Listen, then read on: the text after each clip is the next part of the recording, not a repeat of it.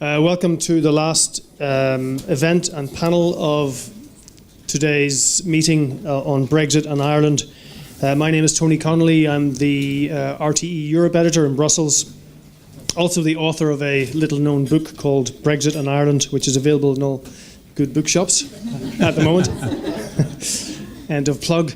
So I would like to welcome to this panel on Brexit and the Island of Ireland conference. This is a panel on the All-Ireland economy and the border question.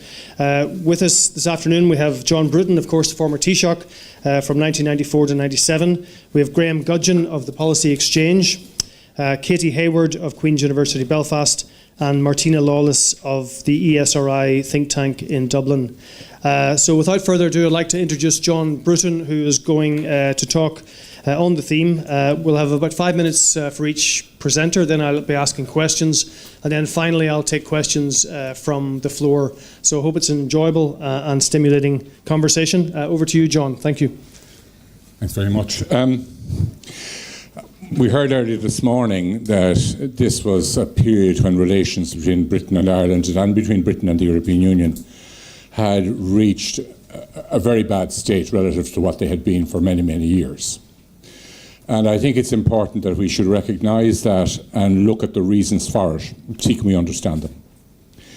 I think there is, and I obviously speak from an Irish/EU point of view here, there has been for many years an lack of understanding in the United Kingdom of the nature of the European Union, and indeed of the nature of the sort of international relations that the European Union provides for.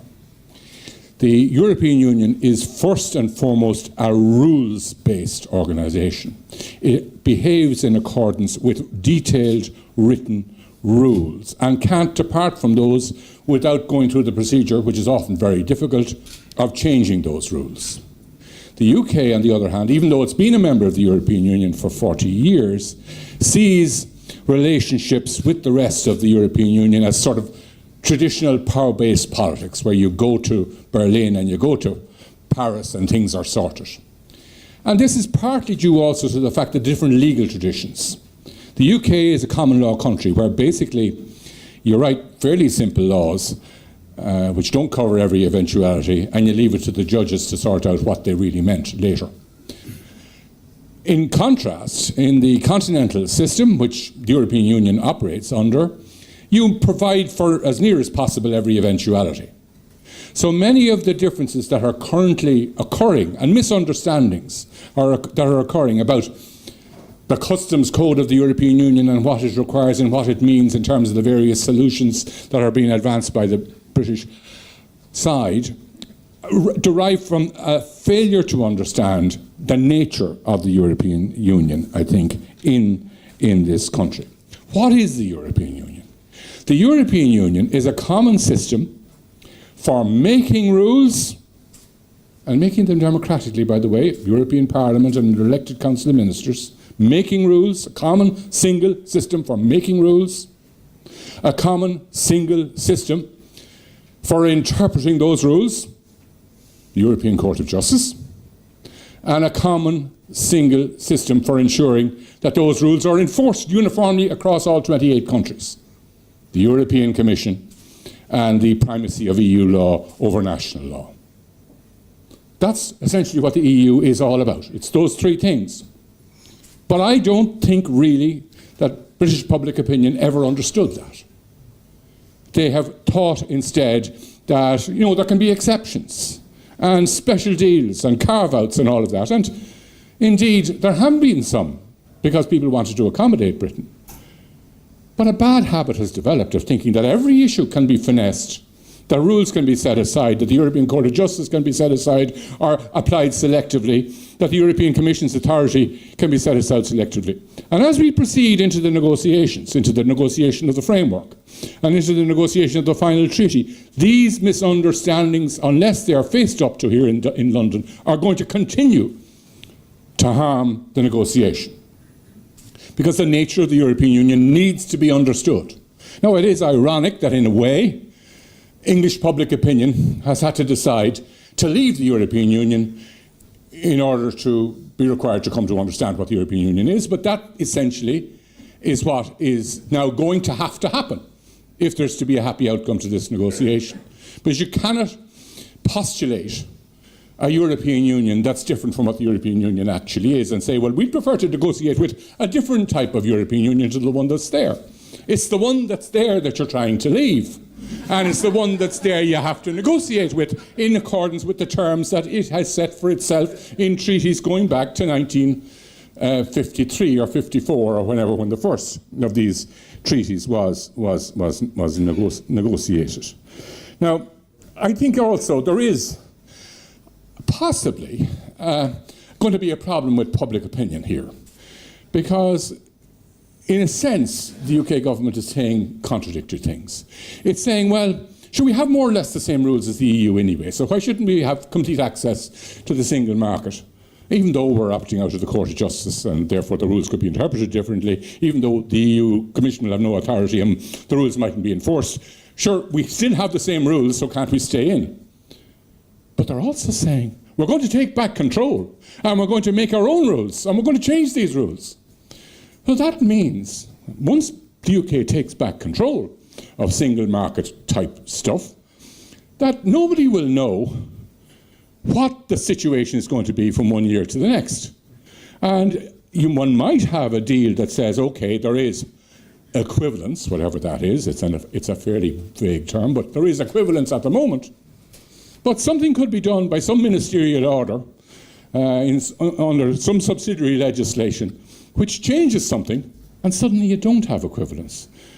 And by the time everyone has realised that this change has been made, you may end up in court, or there may have been actual problems. So I think these issues need to be addressed. Taking back control and maintaining equivalence are contradictions. They're contradictory of one another. And I think the UK needs to decide which is it wants. Equivalence and alignment, or taking back control. You can't have both, I think. I'm happy to be disproven, of course, by now, finally, I have to say, it is important that an English audience should understand that Britain's decision to leave the European Union is deeply hurtful to my country. We decided to join the European Union back in 1972, largely because Britain was doing it. Britain gave the lead, and we and Denmark followed. And we made a democratic decision. We reaffirmed it. It was our own decision. It was a brilliant decision as far as we're concerned. And we made it on the basis that Britain was entering into treaty obligations, not just with the European Union, but with us as another member of the European Union, with Denmark, with France, with all these countries. And this is perhaps the perception of a smaller country as against a bigger country, we see a treaty as like a contract. It was a contract with now has 28 parties. Now, if you enter into a contract to buy a house from somebody, and you signed 40 years ago, or 40 months ago, or 40 days ago, and you say, well, sorry, I want to pull out of that contract now. Well, you more or less expect, I think, if you're drawing from a contract, that you have to make the running as far as satisfying the other side is concerned. That doesn't seem to be the approach with which the negotiation is currently being dealt with here on this side of the Channel.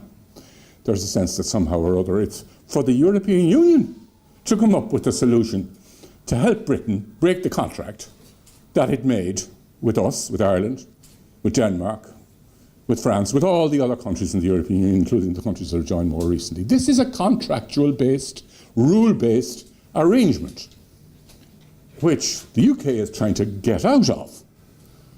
And I don't think that's fully understood in this country, by the government of this country, at this stage.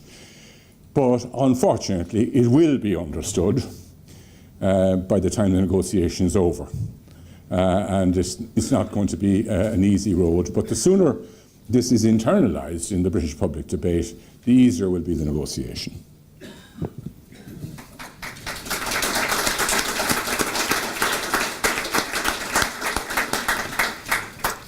Thank you very much, John. A very passionate expose of how the EU works. And I'm just wondering if that sense of the British public or the British population or the British system, if they had perhaps fully understood the way the EU works or the nature of the EU as you describe it and explain it, if that understanding had been there in greater depth, according to your logic at least, would the result have been any different 2 years ago? But that's a question for another day. There wouldn't have been a referendum. There wouldn't have been a referendum to start with. Okay, I'd like now to introduce Martina Lawless from the ESRI. Martina is going to set out her analysis on the likely economic effect of Brexit on the Republic of Ireland. Now, obviously, the Irish question is more commonly linked to the Irish border, but of course there is €65 billion in trade both ways between Ireland and Great Britain and the United Kingdom each year, and that is a major skin in the game that the Irish government has.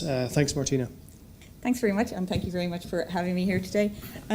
Like An Taoiseach, I want to look back just for a moment at some of what explains the difference between how Ireland views the EU and how the UK perhaps views it, which is that when Ireland joined the European Economic Community as it was then in 1973, it was actually a very poor country. The average GDP per capita was about 60% of the EU average at the time. The UK was joining on an equal basis with all of these other member states. Ireland was joining as a poor country. It was joining a large market. And one of the things that has happened in Ireland over the past 40 years is that its outward orientation, increase in free trade, openness to foreign direct investment, primarily from US multinationals that have used Ireland as a base to gain access to the wider European market, has resulted in an enormous catch-up of the Irish economy, to the extent that it's now well in excess of the European average in GDP per capita terms. And really, from the Irish perspective, membership of the EU is credited with playing a key role in that economic transformation. And it's one of the reasons you see a very positive view of the European Union from the Irish perspective. Now, at the same time, when Ireland joined in 1973, its biggest economic partner, accounting for almost 3/4 of its trade, was the United Kingdom. When the UK applied to join in the 1960s and its membership application was vetoed, Ireland immediately withdrew its own application for membership of the European Union because joining without the UK was not in Ireland's interest. Now, since then, because Ireland has diversified, its markets within Europe and with the US have continued to grow, the role of the UK as an economic partner has sort of declined in relative importance. So it's no longer accounting for the vast majority of Ireland's trade and investment as it once did.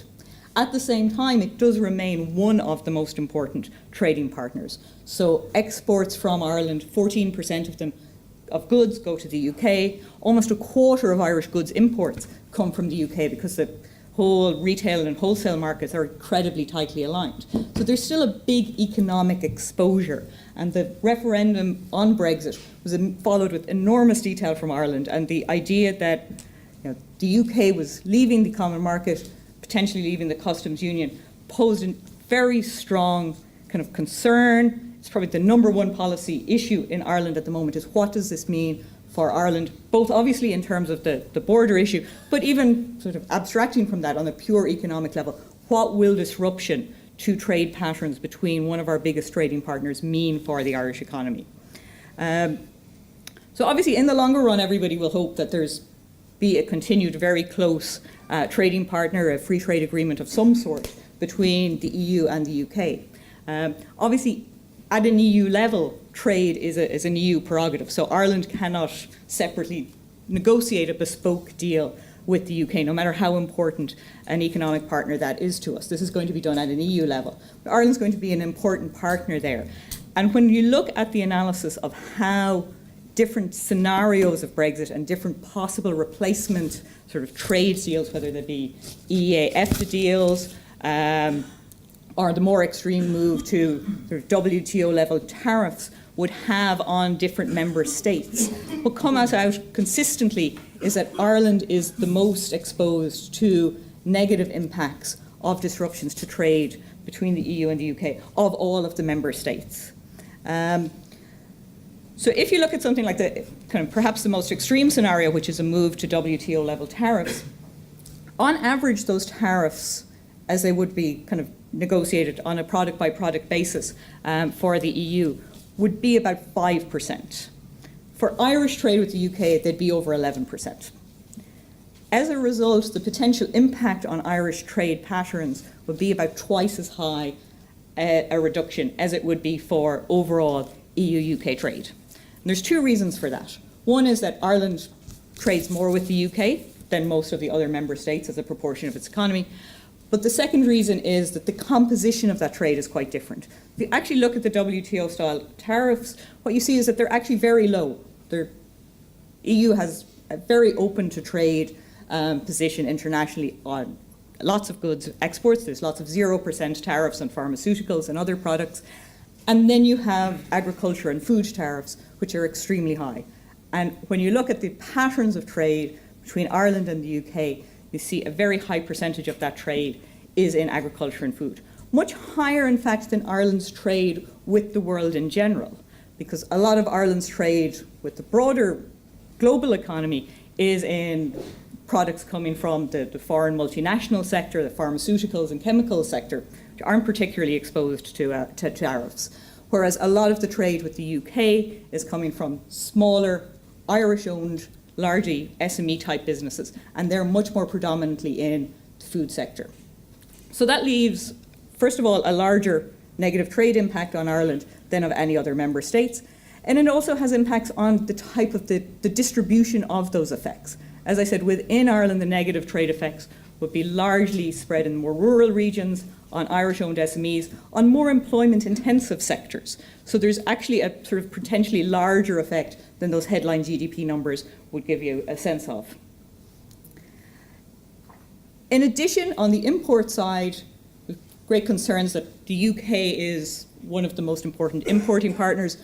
The retail, wholesale sectors are very tightly integrated, so there's an immediate risk of a serious impact on Irish consumer prices if all those tariffs or increased trading costs or potential cost delays and so on get passed on to consumers. So one of the estimates that we would have there would be that trade barriers could pretty much immediately result in increased consumer prices of about 2 to 3%, which is pretty significant. But also, again, that the distributional aspect is important. A lot of what's imported from the UK and the products where you would have the largest price increases, again, are largely food because of the structure of the tariffs and where delays are most costly.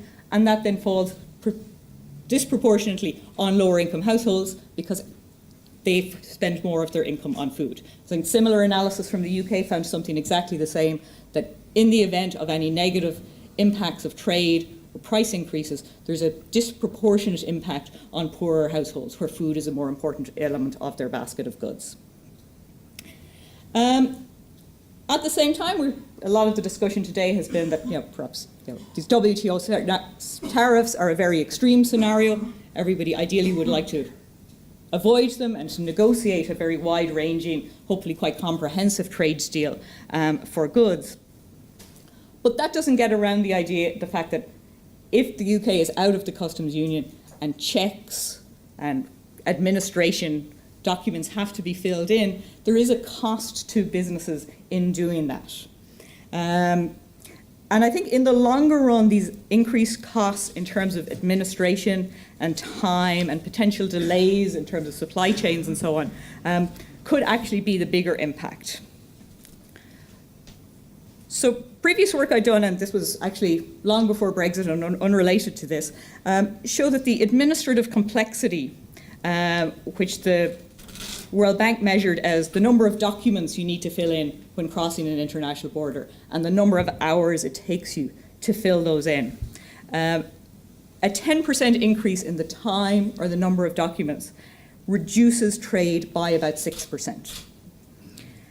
And this effect actually, it has sort of different effects on different types of firms, because filling in your customs form, complying with your regulations, doing the checks, registering your business, becoming a trusted trader or whatever, you have to do that no matter how big the load is that you're trying to trade. So again, there's differential effects across different types of businesses, and here where you see the burden disproportionately fall is on smaller traders that would be trying to trade relatively small amounts, which is very much the pattern of trade across the Irish border. Relatively small businesses doing lots of deliveries back and forth on a daily basis. So this sort of fixed cost element, so cost unrelated to the size or the value of the shipment, has a disproportionately negative effect on smaller firms.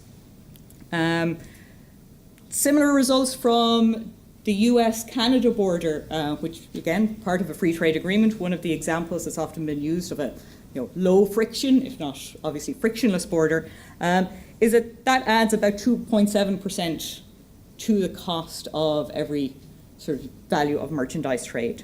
So those customs delays are really a central concern for Irish business, both obviously in terms of what they mean for the border, but also for other Irish businesses selling into the UK, and not just selling into the UK, because one of the real causes of concern for Irish business and for Irish policymakers is that Irish trade to the rest of the world uses the UK as a land bridge for a lot of its transportation. This was mentioned briefly early on.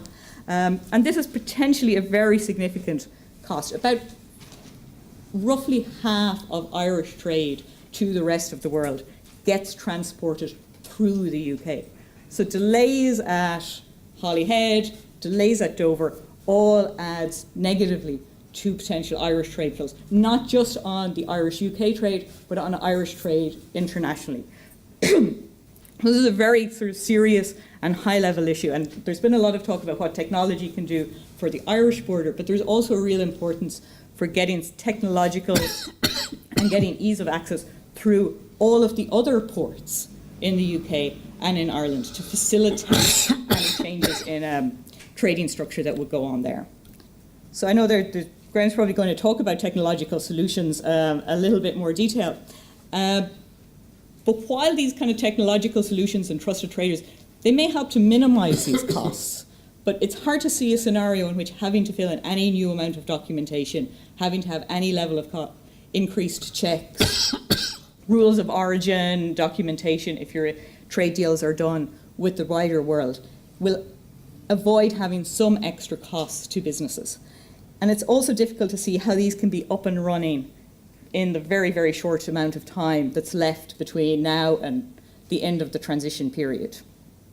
And certainly anybody here who's ever been involved in a large IT project will know that these things very, very rarely run to time, or to budget indeed. And there doesn't seem to be any active planning for those kind of facilitation of broader trade, which I think is a big concern. So I think I'm out of time, but thank you very much.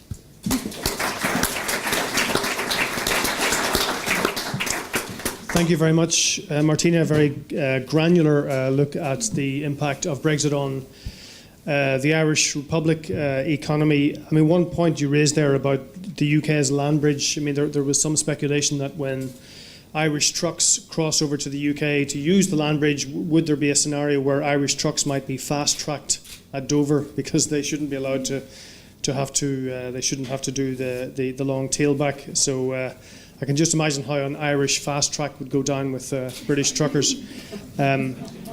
So you mentioned there technology, and of course technology, or option B as we might call it, has really come into the debate.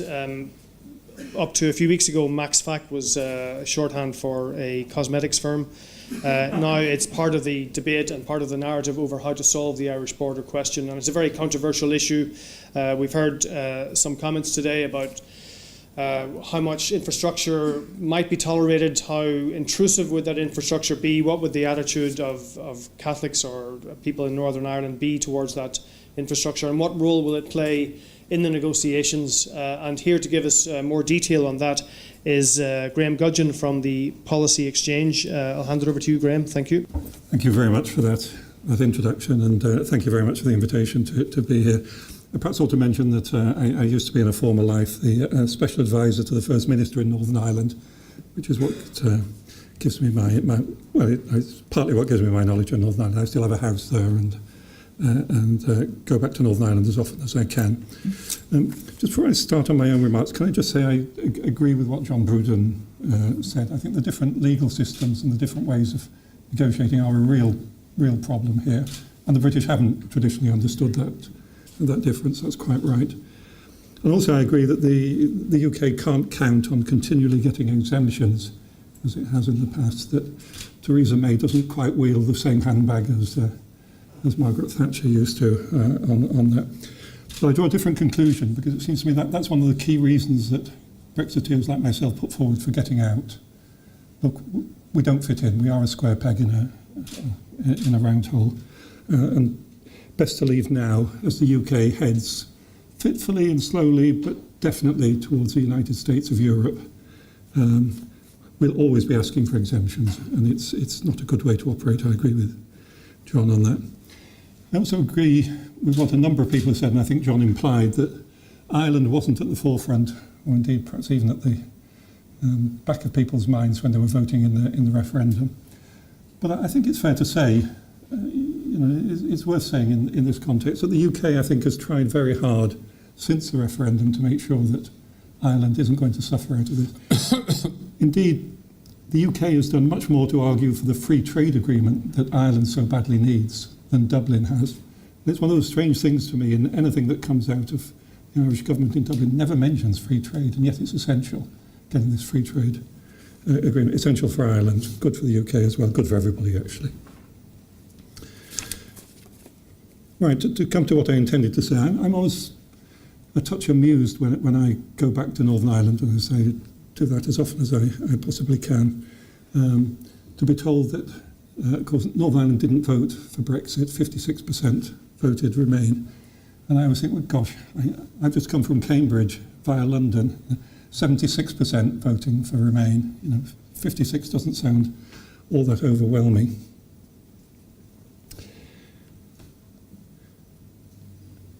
But Northern Ireland is the one part of the UK that doesn't have to leave the EU if it doesn't want to, because it has a constitutional right to have a referendum to stay, to join a united Ireland, and therefore implicitly to stay in the UK, in the EU. Cambridge can't do that. London can't do that. Even Scotland and Wales are not in the same position. But I think, as we've seen from the various polling results over the day, that support for United Ireland, and therefore for actually staying in the EU, hasn't risen at all since the Brexit referendum. About 4-1 majority for staying in the UK. And we also, as Lord Bew was saying earlier, I mean, we've had a recent general election to test people's opinions on this. And in that general election, the DUP vote rose by a whacking 10 percentage points. Amazing. As Paul Bew said, nobody expected that, least of all the DUP themselves. DUP, of course, were pro-Brexit, although, as has been pointed out, not all of the people who voted for the DUP are necessarily pro-Brexit, but then that's the way these things go in elections. And at the same time, the pro-Remain Ulster Unionist Party, the UUP, their vote fell by a third. Now, this tells us quite a lot. I mean, it may be that people would prefer, perhaps there wasn't a referendum, or prefer the UK wasn't leaving the EU. But when it comes to the hard choices, look, are you going to go with the UK or not? It's clear what the result is. Now, I think it's not surprising that the majority in Northern Ireland voted Remain. Partly, of course, it was a nationalist unionist split, as in almost any vote in Northern Ireland. But it's also what people have been told. I mean, that they were told even more strongly, I think, than people in GB, that Brexit was going to be an economic disaster. And they're continually told that there will be problems on the border. The British government repeats time after time, there will be no hard border. And they clarify that by saying there will be no new infrastructure on the border.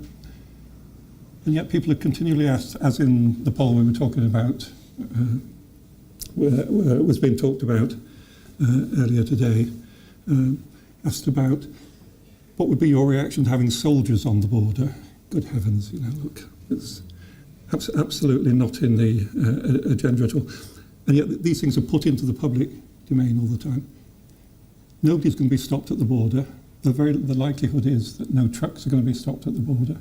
It's really somewhat hard to see quite what the issue is here. Of course, there are other issues, and I could talk about that if I had time. Northern Ireland is an integral part of the wider UK economy, and as a first approximation, any economic changes in the UK economy are largely reproduced in Northern Ireland.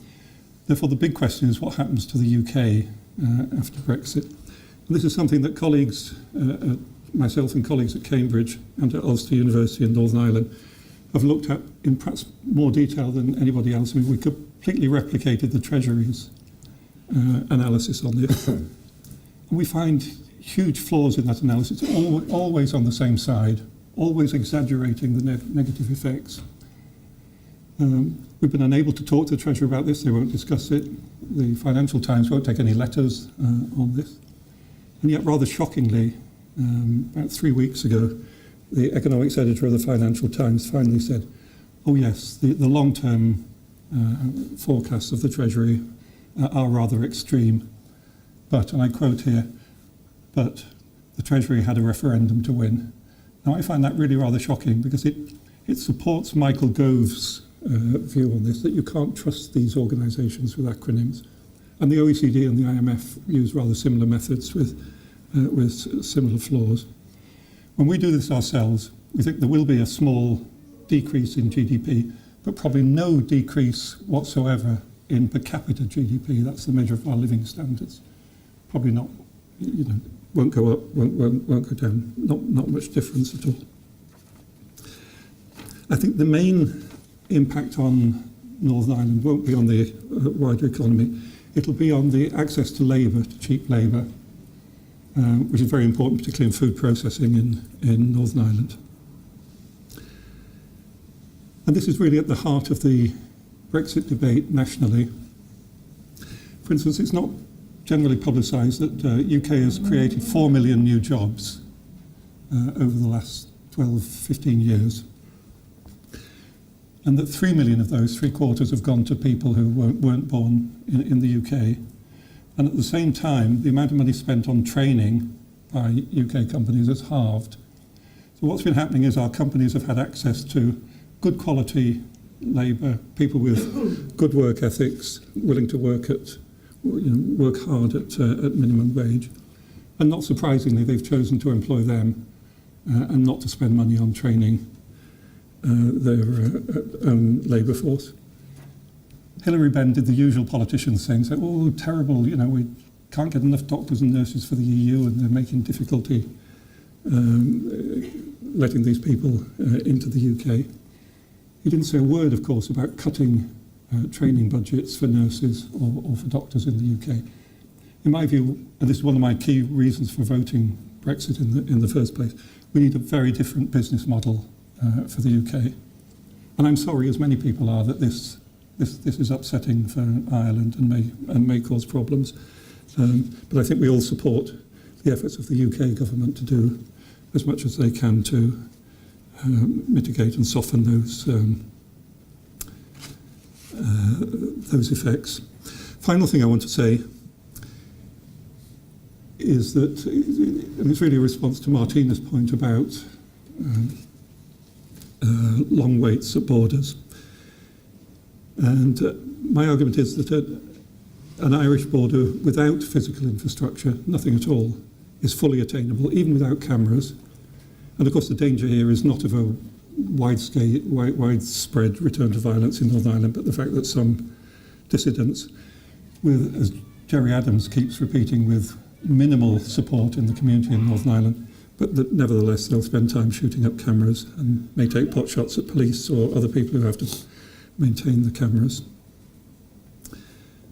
What can be done is I think a complex customs partnership of the sort that Theresa May seems to want is unnecessary.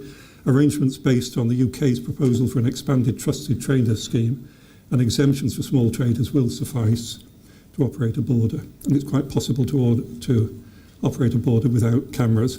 You don't need to take my word for this. This is the view of Lars Carlson, who's the EU's own expert on this. former head of the World Customs Association and more recently Deputy Director of Swedish Customs. He said this in Hilary Benn's committee, by the way, but if you look at the reports of that evidence, let's say it doesn't get much prominence. Carlson said, yeah, look, quite possible to have borders without, even without cameras.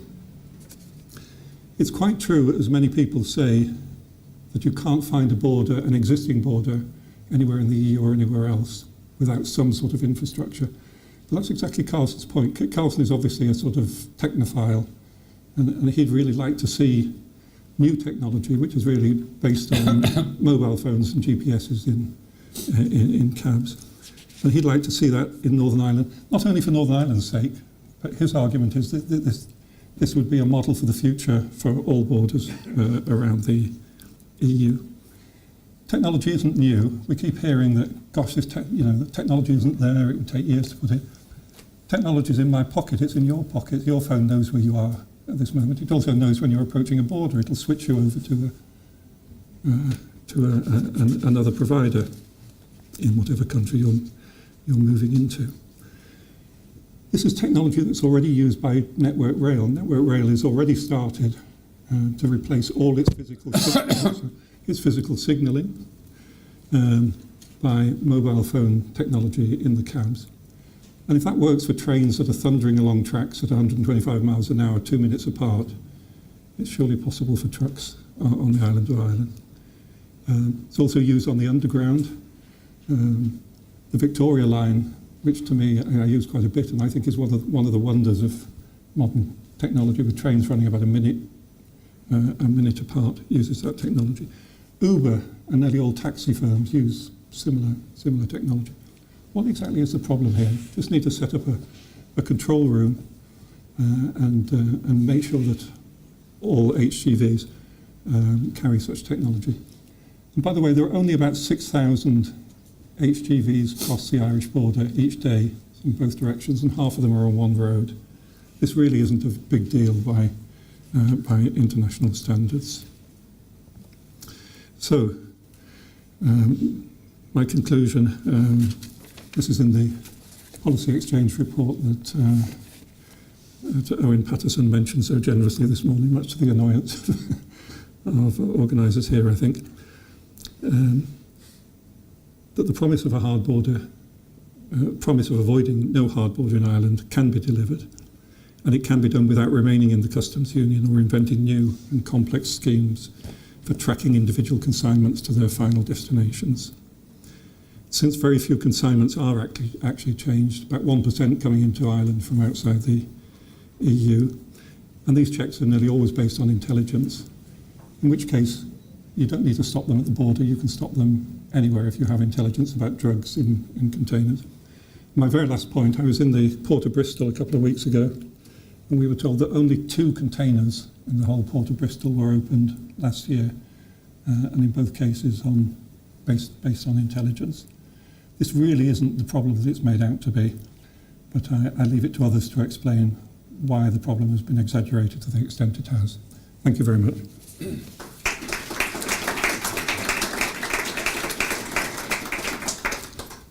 Thank you very much, Graham. Thought-provoking intervention there from Graham, and discussion on, I suppose, the politics of Brexit in Northern Ireland and the technical aspects of borders and infrastructure and checks. And I'm sure our next speaker, Kitty Hayward from Queen's University Belfast, will have a few ripostes to Graham's speech. I'd like to hand over the floor now to Kitty Hayward. Thanks, Kitty. Thank you, Tony. I'm going to talk about technology, because we've heard a lot about it and I've done quite a lot of research on it. First, I want to begin with an anecdote from a focus group I conducted last week on the Donegal Fermanagh border. And we asked about automatic number plate recognition cameras. And we said, what would you think about this? And somebody said, oh yes, I remember they put one up a few years back on the border there. And within a few hours, Jimmy had run into it with his tractor. He said, we never knew whether it was by accident or on purpose, but they never put up that ANPR camera again. I'm going to try and begin by addressing the title of the panel, which is specifically about the border question and the all-island economy. And I think a big problem has been that the border question has been subsumed into that of the all-island economy, and this has been touched on already. This, of course, wasn't the intention of the European Union. In putting the protocol forward, it was very much concentrating on North-South, the Good Friday Agreement, etc. Nor, of course, was it the intention of the UK, which has somewhat feigned surprise at the existence of the phrase all-island economy as being something that needs to be protected through full alignment if such a scenario was to emerge. Let's remember what's already been agreed in the protocol of the draft withdrawal agreement. This is bilateral arrangements, common travel area in particular, the existence of a specialised committee for Northern Ireland relating to the EU, which would be fascinating. North-South cooperation is in green. We don't know the details of it, but it's already been agreed in text and in principle. What hasn't been agreed? Customs territory for Northern Ireland, and the common regulatory area, the customs union and the single market. So why is there this block to progress in that particular issue? Unfortunately, I think it still comes down to that point about having different interpretations of what was meant in that commitment to avoid a hard border. So if we look at it from the UK's position, what is it put forward to varying degrees of clarity or vagueness in relation to how that hard border might yet be avoided? Well, we've got the NCP, the New Customs Partnership, which is essentially dealing with a complicated problem by making it much more complicated, as far as I can see, which is generally the forte of academics rather than politicians. But anyway, that's a new customs partnership. Then we have the alternative backstop, which is basically to deal with this complicated problem by putting it on the long finger, but actually not dealing with it at all.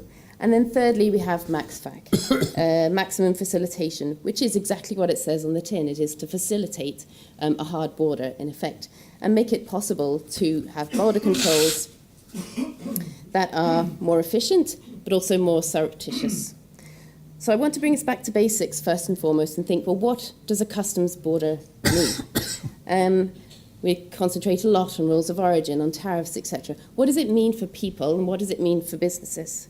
Why don't they like customs? That's a genuinely straightforward question to ask. But if you ask people and businesses, they say they don't like the uncertainty with it. They don't like the costs, as Martina has already outlined. They don't like the delays. They don't like the administrative burden.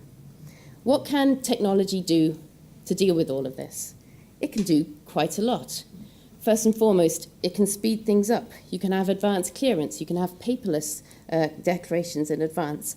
And the reason why we have the Union Customs Code, the creation of an e-customs system in the EU, and why we're having the development of the CDS, the Customs Declaration Service in the UK, is recognising the value that comes about through having these facilities.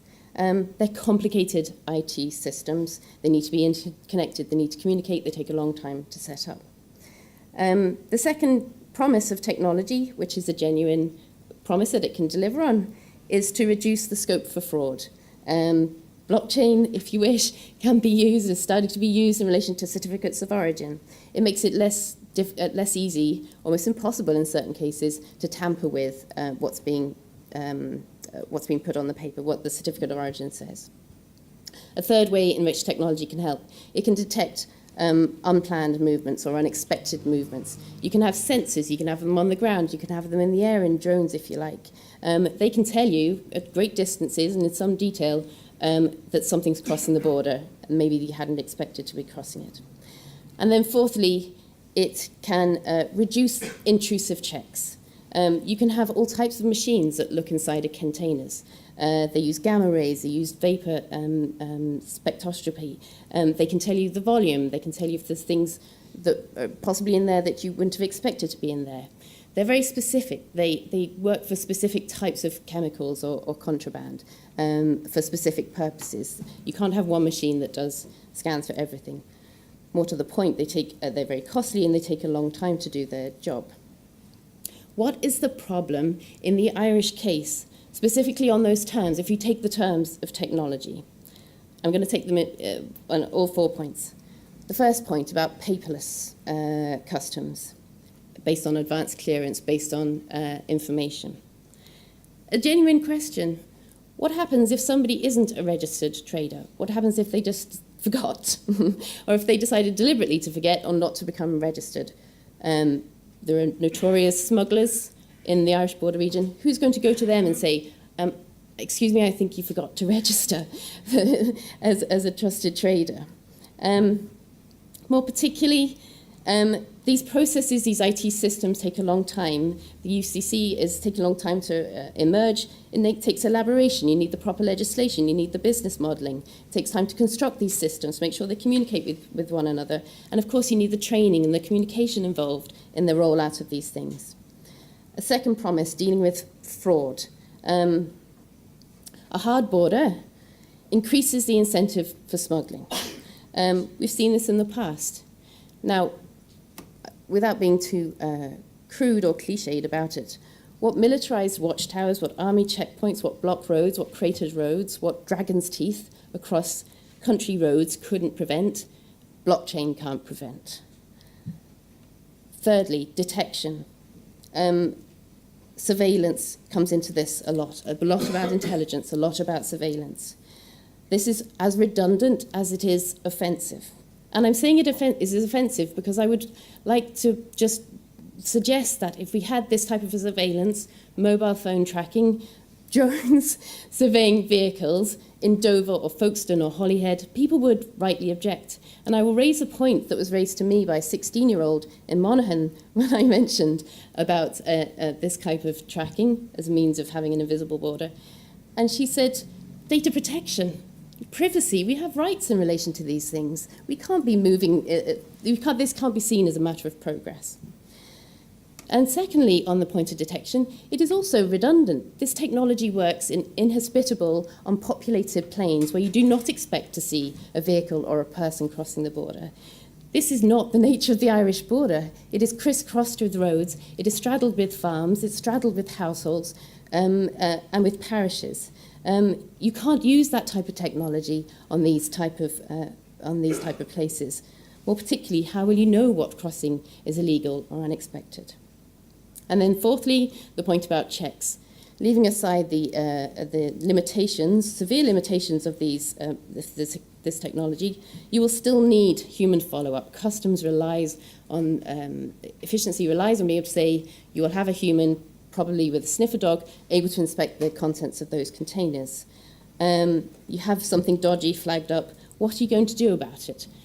Are you going to pull them onto the side of the road and pull out the contents onto the road, have all the delays that would entail? Or maybe you'll direct them to a warehouse. That will need proper facilities. It's not going to be invisible by any means. The further away it is from the border, the more likely it is to be useless as a point of inspection because you'll have that grey space in between where things can somehow disappear. Or maybe you'll wait until it's on the shelves, by which time the contraband, the stuff that you didn't want on the shelves, is already gone out of the shops. Who's going to do that inspection in the shops when it's on the shelves? So in sum, this is not an answer. The longer this goes on as a potential answer, the more uncertainty there is. And this is having an impact already in the border, already on businesses, already on families. I can't believe that I'm still saying this at this stage. We need to be clear about what a hard border means and why it must be avoided. Thank you.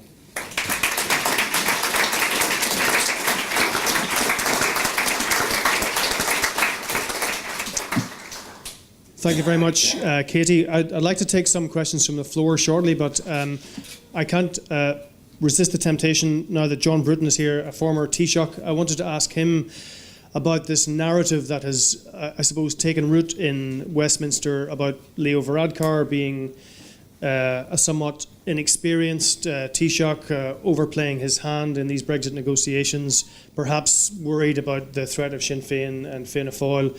As a former Taoiseach, as a former Fine Gael Taoiseach, you would know him. What do you make of that particular narrative? I think the narrative is being advanced by people who are somewhat surprised that an Irish government is prepared to take a firm stand in defence of its own interests, the interests of its own people, and the protection of the terms of an international treaty that it entered into with the UK in the form of the Good Friday Agreement and indeed in the form of our common EU membership. We have had a very easy time in Anglo-Irish relations for quite some time, where essentially the two governments were on the same side, first in their opposition to terrorism and secondly in their promotion of a new dispensation for Northern Ireland. Suddenly we find we're on different sides. And instead of dealing with the issues, and there are real difficult issues which we've already heard referred to here, people in Westminster are inclined to personalise it. And personalising things, caricaturing issues, is much easier. It doesn't require an awful lot of intellectual effort to caricature Leo Varadkar or to caricature any individual. And I think that's what's going on here. The negotiations are reaching the really difficult point now. Leo Varadkar has only recently come into office, so it is his good or bad fortune to be the Taoiseach in office who has to do the hard work of telling the UK some things that some in the UK don't want to hear. That's all that's happened. Thank you, John. Graham Gudgeon, like to respond to that?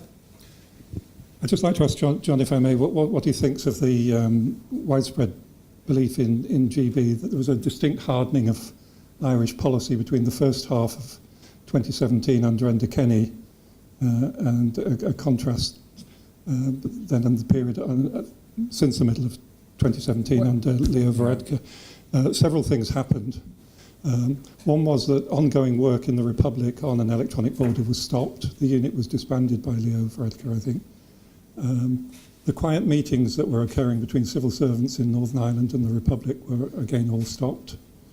And my belief is that Arlene Foster was being kept informed of what was happening between the Irish and the EU in a much more fulsome way than has happened under Leo Varadkar.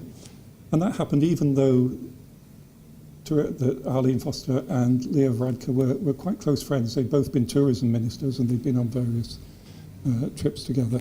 So there's a degree of sort of suspicion about this. Why would the Irish government do this? I think there was a calculation that they could push the Brits into staying in the customs union. And my goodness, that seems to have almost worked. Well, we shouldn't apologise for wanting to push the UK to stay in the single market and the customs union, because that's what we want the UK to do. That's what's in our interests. You shouldn't be surprised. We're a sovereign country. We'll pursue our own interests, and we will make it as difficult as possible for you to do things that are against our interests. Are you surprised about what Are you surprised about Enda Kenny's approach to this, then, if you're not surprised about Leo Varadkar's? I just think that, forgive me being so forceful, I have great time and admiration for Graham, by the way, and he's asking good questions. But the truth is that I think Enda Kenny wasn't in office at the time the really critical issues were reached. When he was there was sort of a scoping exercise going on. We're now at the point where really difficult decisions have to be taken here in London about the sort of Brexit you have asked for or are going to ask for. And that's the problem is here. I think there is a need for the UK and the people of the UK to take full responsibility for what they're looking for and to spell it out in detail. And that hasn't yet happened. Obviously, if there are easy technical solutions, we're as tech-savvy and as technophile as anybody, and we want easy solutions rather than difficult solutions. We're not going to be difficult for the sake of being difficult. But Brexit is a British idea. Leaving the customs union is a British idea. Leaving the single market is a British idea. Having a frictionless border is a British commitment. Having a Good Friday Agreement with us is a British commitment. And it is for Britain, which is the initiator of Brexit, to come up with solutions first. And when Britain comes up with solutions that seem not to be just negotiating ploys, but a genuine effort to meet the EU's problems. And in any negotiation, the first thing you do is try to understand what are the needs of the person on the other side of the table, and how can you use his wagon to get your hay to market, so to speak. And that hasn't yet happened, I fear. Thanks very much, John. I would like to take some questions from the floor. If you can stand up and say who you are and which organisation you're from. Gentleman with the green tie there. Thanks. Thank you very much. My name is Michael Mulqueen from the University of Central Lancashire. If I could address Graham, please, without wishing to diminish the possibilities of technology, I suppose just to inject some sobriety into its limitations, notwithstanding daily innovation. An analogy that strikes me as useful in this space is technology used here in the UK by the police service to locate missing persons at high risk. The definition of high risk being under ECHR Article 2 and a real and immediate threat to life. Now, in those circumstances, under the regulatory, under RIPA, to shorten it, a police officer of the rank of superintendent or higher is enabled to undertake what we call telecoms work, to locate a person or persons who that officer believes is at real and immediate risk to life. Now, the public in that context may well believe that telecoms work, so authorised, involves really precise, very reliable and fast-working technology. Very often in practice, what happens is... Sorry, can we get to the question? Because we're going to run out of time here. I got it. Very often in practice, what happens is that the technology concerned enables officers to get within to maybe 1/3 of a mile of the person that they are, persons that they're looking for. Now, in an urban environment, in criminal capacity, or even in a rural environment in criminal capacity, 1/3 of a mile does leave, as a general measure, does leave an awful lot of scope for people getting through borders. Second bit, if I may, Tony, just very briefly, and it's just if Graham could comment on, I suppose, or reflect on comments from PSNI's Deputy Chief Constable Drew Harris recently, when he said any infrastructures along the border would give terror groups, quote, a further rallying call to drive their recruitment, unquote. Thank you. Thank you for injecting a note of... Sorry, thank you for injecting a note of sobriety into this, but I assure you all I'm drinking his water. Yeah, but that's... 2 points there. Firstly, about sort of increasing membership of dissident paramilitary organisations in Northern Ireland. Suzanne Breen, who's a Northern Ireland journalist that many of you will know, with very good contacts with the Republicans, say that dissident numbers are growing, but she's certain this has got nothing whatsoever to do with Brexit. But on the other hand, all the fuss that's made about cameras and things that are already at the border and things that are already happening at the border but giving them higher salience, I think probably does mean that any dissident worth his salt is going to have a go at the cameras, otherwise he'll get laughed out in the pub. So those things are going to happen. But the idea that cameras would be shot up, and more importantly that the people maintaining them will be shot at, is I think the key reason why the UK government has promised no new infrastructure at all, and why ideas of having mobile technology and GPS actually in the cabs of lorries, nothing on the ground at all, is much more important. And just to answer Katie's point while we're on that, how do you stop people slipping across the border? Well, I think really to make this work, you're probably going to have to legislate to say that all trucks, all HGVs, perhaps even vans as well, are going to have to carry this technology. But then probably most of them do already. A lot of these trucks are worth $250,000 each. The firms are going to want to know where they are as well as the customs authority. And if they all have the technology, then you know who's crossing the border. And if a truck is spotted crossing the border and doesn't show up on the system, then you probably know something's wrong. Were you referring to tagging when you were talking about missing persons? Sorry, was that? I think you made reference in your little bit to mobile phone technology. Yes. Trying to expose some limitations of mobile phone technology. I think what you're also talking about is vehicle telematics, which is different technology. Well, I don't know. Carlson was talking about mobile phones in lorries. He's the expert. I have no engineering knowledge on this. I'm just a mere economist, I'm afraid. But I thought you were perhaps talking about tagging individuals and police losing. But you were talking to only being accurate to within a third of a mile. But that's clearly not the case. I think if the Victoria Line is using this already, the East Coast Line, main line, just been renationalised, is also starting to look at it again. As I said in my presentation, if you've got trains moving the East Coast Line at 125 miles an hour, 2 minutes apart, you have to know exactly where they are. A third of a mile is no good to you. Technology is much better, I think, than you suggest. Okay, thanks, Graham. I mean, I suppose that it is worth making the point that, and Leo Varadkar makes the point often as well, that the Irish border is not just about customs, it's about the single market and sanitary and phytosanitary checks, and those may face limitations in terms of checking what is in a truck in terms of food safety and food products and animal products. Eitan, I think you have a question. Yep. It's just on the contrast between Varadkar and Kenny, just to, I suppose, defend former Taoiseach Bruton's statement. I think that's too black and white, because in fact, towards the end of Charlie O'Flanagan's role as Foreign Minister, he was beginning to criticise the British government quite explicitly for not engaging.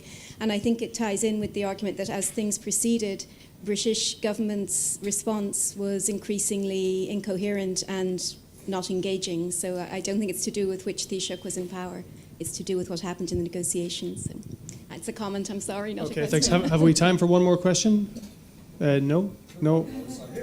Okay, we don't have time for any more questions, I'm afraid. Anyway, thanks very much to everybody for a fantastic debate and discussion. We are heading into a fairly critical phase. The British government is going to put forward its customs proposal in the next few weeks, and based on whether the Irish government and the EU agree with that proposal, we are heading into a crisis in June, and after that, who knows? Thank you.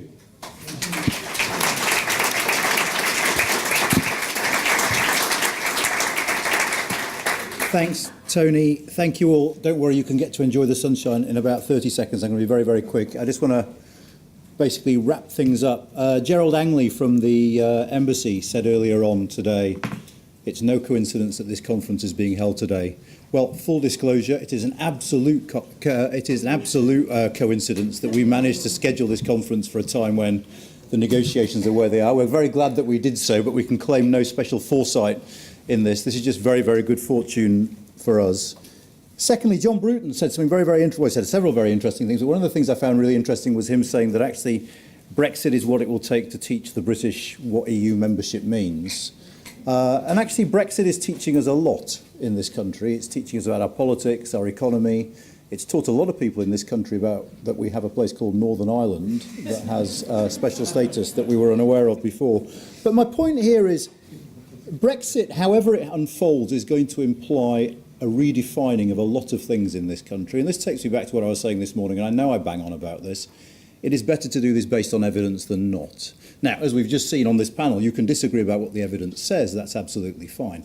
But let me just reiterate what I started the day saying. What we want to do is inject some research-based knowledge into this debate. And my God, if there was a debate that needed it, it is this one. So I do hope you will follow our work. As I said this morning, 6th of June, we've got Philip Rycroft from DexU coming. I think the Eventbrite link goes live tomorrow. And one final thing, Hilary Benn, as he always does, thanked me for this event and how well it ran. I love being thanked for things I have no hand in whatsoever, so that was great. But actually, this had nothing to do with me. It was all to do with the team who put this together. So I just want to record my thanks to Phoebe, to Lizzie, to Ben, to Nav, and to Matt for putting an enormous... I mean, things like this require an enormous amount of work. And last but not least, he's going to hate me for this, Alan sitting there. End of last week, I suspected we'd have to buy Alan a team defibrillator. He was so stressed about the state of this conference. But I'd just like to say, Alan, it's been brilliant. Thank you. Thank you all very much indeed, and we'll see you again soon.